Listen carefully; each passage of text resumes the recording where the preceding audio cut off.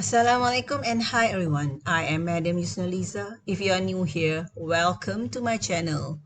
If you are returning to my channel, welcome back. Today we are going to have another session on how to prepare a consolidated statement of profit or loss and other comprehensive income, and also an extract consolidated statement of changes in equity for the year ended 31st December. And this will involve a simple group structure, which will be the parent is the a company called 1 and the subsidiary is 2. So this is the subsidiary and this is the parent. And we're going to follow the requirement given in the question, that is the question asking you to prepare the consolidated statement of profit or loss here, and number 2 is the extract statement of changes in equity showing the retained profit and the non-controlling interest column. And this question is from the special exam question September 2021. So this is a good question for you to start doing your consolidation for profit or loss, since this is an easy question. So let's look at the information. The acquisition was acquisition here is on ordinary shares and 40% for the preference shares, and you are informed it was the way the date was 1st of July. So if you look at that date, 1st of July 18, you would see that the year end of the company is every 31st December. This is 31st of December 20, current financial year end. So the first year end is here, which you have acquired that in the prior period. So this is the prior year. This is also the prior year, and this is 31st of December 19, which also means this is 1st of January 20. And this is the end of the year, 31st of December 20. This is our current financial year end, and this is where the consolidation of group accounts will be done. All right, the date of acquisition is the same for both ordinary and preference shares, and the percentage is 75-25 and 40-60, and that was for ordinary shares and preference shares respectively. And this is the holding percentage, and this is the non-controlling interest. Right, so since you have acquired the company for 2.5 years, 1 year here, 1 year here, and here is just half a year, 2.5 years. So the consolidation of expenses and income revenue of the subsidiary will be done in full consolidation. And this is an acquisition that took place in the prior year. So this is acquisition in the prior year. So that is the situation. Next, let's look at the information, the turnover. All these are all information that you're going to reproduce and prepare them in the consolidated statement of profit or loss. And we'll also be looking at whether we need to also extend that with the other comprehensive income. We also are given the retained profit brought down, retained profit carried down, which means that this is from the extract of the retained profit in the statement of changes in equity of the two companies separately. This is the one as at 1st of January 20, this one as at 31st of December 20. And this profit for the year was the profit for 2020. Right. You have the information here. A, the share capital information, the shares of the subsidiary and the shares of the parent. Preference shares of the subsidiary was 12%. Preference shares of the parent company was 10%. So different dividend rates. So that was the case then. Let's look at the information B. Information B is on intercompany sale of vehicle, where the parent company, which is the seller, sold goods, not sold goods, sold a vehicle to the subsidiary 2, and this is going to be the buyer. And it was 90,000 the selling price, the proceed, and this is the carrying value. So therefore there is profit that has been charged by the parent on the sale of the motor vehicle. Since no information stated elsewhere, so you are going to assume that the motor vehicle still remain with the buyer. So therefore the profit that has been realized earlier by the has been earned by the buyer, the seller, now has to be excluded, and there is an intercompany transactions. We need to go and remove URP. So eliminate that. We're going to eliminate the unrealized profit. How much is the unrealized profit? It was 90 minus 85, so it was 5. So this one would be removed. You are not informed where it was recorded, so it is actually to be checked here. So that was gain on motor vehicle, and it happened to be the same figure that we calculate. So meaning to say that that gain has to be completely removed.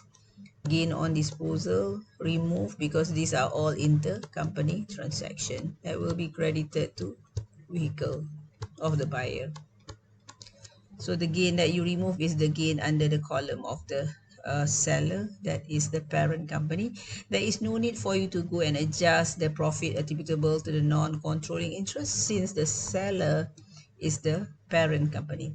You also need to go and adjust the over provision of depreciation by taking the profit, take the URP, profit divided by remaining useful life. So the profit was 5, remaining useful life here, it is given 5 years, and that would be 1,000, and therefore that has to be adjusted. So that will be adjusted. You have over provided the expenses, so the expenses must be reduced, and that expenses of depreciation that were earlier charged under distribution expenses. So credit the distribution expenses with the amount 1,000, and that would be debited to the vehicle 1,000. This will be adjusted in the SOPL, and this also will have to be adjusted in the SOPL under the line item gain on disposal, and this was adjusted under the line item distribution. We'll do that later. Now we look at number C. C is where 2. So here is the case of subsidiary is the seller. So again, it is an upstream sale, so subsidiary is the seller, and 1 is parent to parent, here is the buyer. So subsidiary sold goods 128,000. This 128,000, take a different color here, where that has to be removed. Those are intercompany sales, so debit sales, credit cost of sales. So that intercompany sale must be removed, and that was 128 and 128. At the same time, that was for C1, and for C2, what you need to do is you need to go and remove the unrealized profit. The unrealized profit will be for the portion that were unsold. So the one that was sold was 1/4. So the unsold portion for us to calculate the unrealized profit is from the unsold inventory. So our unsold inventory was 60%. Sorry, it was 3/4. So therefore we need to go and use the information and calculate what are our unrealized profit to be removed. So the one that you need to remove, the URP, would be 3/4 from the profit given there was 16,000. So this will give you 12,000, and that 12,000 will be debited to the cost of sale, and that will be credited to the inventory of the buyer. Since this is actually the one where that is incurred by the buyer, the seller, subsidiary, you also need to go and adjust in the calculation for the share of profit to the non-controlling interest. So you need to adjust this One is in the SOPL, another one SOPL here under cost of sale, another one is in the NCI calculation. Make sure you do that. Next one is D. D is on dividend. So here you are informed that only they receive half-year preference dividend from 2, and they receive full-year preference dividend from 2 as well. That was one for ordinary and one for preference. And this dividend shouldn't be recorded in the consolidated statement of profit or loss, but in the separate financial statement that has been recorded under income from investment of one, perhaps in one is the since one is the parent company. So let's see what do we need to remove for item D. So remember earlier, the dividend is given here actually. For preference dividend, you need to go and remove the percentage which belongs to the parent, 80%. So it was 75%, sorry. Let me check. It was okay, sorry. That was 40 actually. So you need to go and make sure you take the correct percentage. So times 40%. Another one is 75%. And this one must be calculated. And that is only half year. So I multiply by half. You were informed it was half. So this will give you 2004. And this one will give you 75%. This is 11,250. So if you total up this, you will be able to get the amount that need to be removed. So the amount need to be removed would be 13,650. What do you need to do with this? You need to go and remove it from here, from the income from investment. Out of this 53,650, you must exclude the intra-group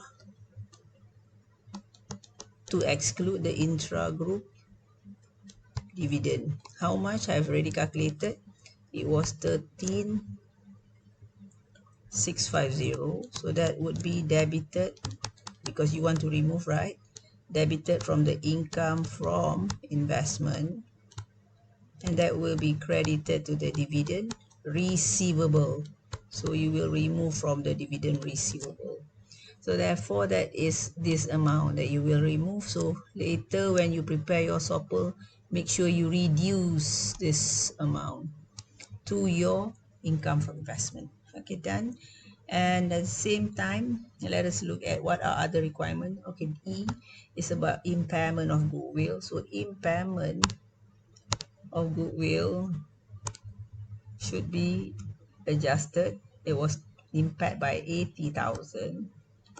So there be impairment loss. Impairment loss will be under your admin expense, and that will be credited to the goodwill. So you need to go and adjust in your SOPL by adjusting the impairment loss, since you are informed that was in the year and the current year end. Okay, let's go and prepare consolidated statement of profit or loss.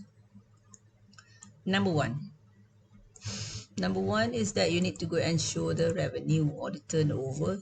Just add up to one of the subsidiary as it is and remove the intercompany sale that you have already done the workings for information C.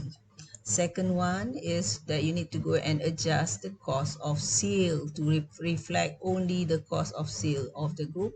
So you add up the one of the parent to the one of the subsidiary. You remove the intercompany purchase, because to the seller is a sale, to the buyer that is a purchase. And go and add up the unrealized profit on the closing inventories that we earlier calculated from our information C. So unrealized profit of the amount of 12,000 earlier. Now, if there is an unrealized profit on opening inventories, you may have to do differently. You need to go and deduct the unrealized profit on opening inventories. But here it is not the case. So you will get your gross profit, and now you will proceed to do your adjustment. As for the first one, that is the investment income, since I'm following what was given in the question. So I've already done the first part, which is turnover, cost of sale gross profit, and now I'm looking at income from investment. And if you see investment income that you remove, one is 1125. This is intercompany ordinary dividend, and the intercompany preference dividend were 2.4, so 40,000. That should be reported as investment income. The next one is the admin expenses, and also adjustment for the selling expenses. For the admin expenses, just include the impairment loss of goodwill that has not been adjusted, and the selling, you need to go and include the adjustment for over provision of depreciation of 1,000. So it is going to be 81, but just add up the one of parent and the subsidiary. Then you have information B that relates to also your so-called unrealized profit on the motor vehicle, disposal of motor vehicle. Just recap that here. It is here where the unrealized profit was already been calculated. This one 5,000, and together we already calculated the unrealized profit together with the depreciation that was over provided. So the adjustment is to be removed here, unrealized profit. So at the end there was no balance. You must show this row even though the figure is 0. The next one is that you will get the next figure, which is profit before tax. Your taxation, just add them up, then you get your profit for the year. My advice is to include a extra column here to cross-refer the information that you have adjusted, information C, so that you can later go and cross-check with what you have done to make sure that you minimize mistakes. Now we're going to look at how much is attributable to the parent and how much of the profit for the year is attributable to the non-controlling interest. And we are not going to show the other comprehensive income because this company has no revaluation surplus whatsoever during the current year. So let's look at the total. The total is going to be the same as what you have done earlier. Now is the working. So the working here would be the adjustment that would affect the subsidiary's profit in the current year. So the 63,000. And then the information C, if you can see, that is the only thing that was that should be adjusted. That was the unrealized profit on inventories.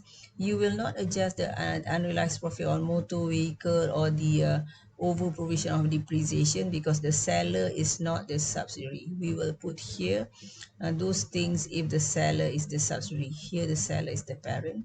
Make sure to include the preference dividend that were declared. So here the one declared by subsidiary was only half of the dividend, so interim dividend. So we take the percentage of the non-controlling interest in the preference shares, 60%. So they are non-controlling interest. The first figure here would be, it would be 7,200. Okay, and there's another one. You need to go and find out what are the total profit that is shared by the non-controlling interest. The one that is due to the equity holder or the ordinary shareholder, 39,000, is shared by the non-controlling ordinary shareholder, which is 25%. So you have 9750. So if you add up that, you get 16,950, and that is the one that you will show as the one shared by the non-controlling shareholder. And there's another one that will be the different. That different goes to the parent share of profit. So the non-controlling interest has 16,950, and the parent company has a share of 171,550. Now we proceed with the next one, which is to prepare our consolidated statement of changes in equity, showing only the non-controlling interest and the retained profit column. First, I put the profit that we earlier calculated, the share of profit of both parent and the non-controlling interest. And now I will start looking at what are the non-controlling, the retained profit for the group at the beginning of the year. So retained profit for the group at the beginning of the year, right? Let me just hide that from you so that we can work this together, right? Okay. You have, first one is to start off with finding what is the one for the group. So we start off with the one of the parent company. In this question, it is easy since the parent company do not have any prior year adjustment. So there were no transaction that you need to do. So you just take the one given in the question. Where is it? Okay, you may wonder. This is the one. Take the one of the subsidiary and put that here. And for the subsidiary company, you need to also check if there is any adjustment during the prior period. So you need to go and find out that adjustment, but here none. So you just need to adjust with the pre-acquisition loss. For the profit, you deduct. So for the loss, you're going to add. So this will give you the post-acquisition profit brought forward on that date, 1st of January 2020, 72,000. And the share of the parent is 75%, and therefore the amount is 54. And with that, you will get your information for your total would be, the total would be 156,400. It is 156,400. Okay, 156,400 here. So this figure would be reflected here. Okay. Next is to work out the non-controlling interest brought forward on 1st of January 20. Don't get confused. This is not the one on 1st of July 2018 on the date of acquisition. We are looking at the one beginning of the year. So we start off with the preference shares. And the preference shares I put in the bottom here. It is here. So the preference shares of 2, you acquire 60%, the non-controlling interest percentage. So that was 60,000. Fair value of net asset, you start off with the ordinary shares in the subsidiary. So that was 500,000, right? That was 500,000. This is going to be to the nearest 1,000. Okay. Right, and this is RM. Okay, so that is the amount that you need to include and show, and you need to also find the fair value of the net asset. So the fair value of the net asset, ordinary shares, and then proceed with the one that you have, just the retained profit brought down. Make sure you take the retained profit brought down at the beginning of the year. This one 42, and do not forget to adjust with the pre-acquisition loss. So there was no adjustment for pre-acquisition loss, sorry, that was just for the one of the acquisition, the group retained profit. So just bear with me, that is just the fair value of the net asset on that particular date brought forward on 1st of January. So 542 times 25%, just take the retained profit that is on 1st of January 2020. Then you have your figure there, 25% of it. Then the total would be, next is that 195,500 will be shown in this section of the non-controlling interest. This is the one. Then you proceed with the dividends part. So you have the interim ordinary dividend, the one of the parent. Go and check your statement of changes in equity. Do you have anything under the parent? So that was given. If you can check, that is taken from here. There are no additional dividends by the parent. The one by the subsidiary, we are going to take this and this, but our percentage will not be this. but we are going to take the non-controlling interest percentage because that is under non-controlling interest column. Non-controlling interest also have the share of this dividend according to the percentage of 60% and 60% percentage for the preference dividend and 25% percentage for the ordinary dividend. So that is going to be shown here, and this is as a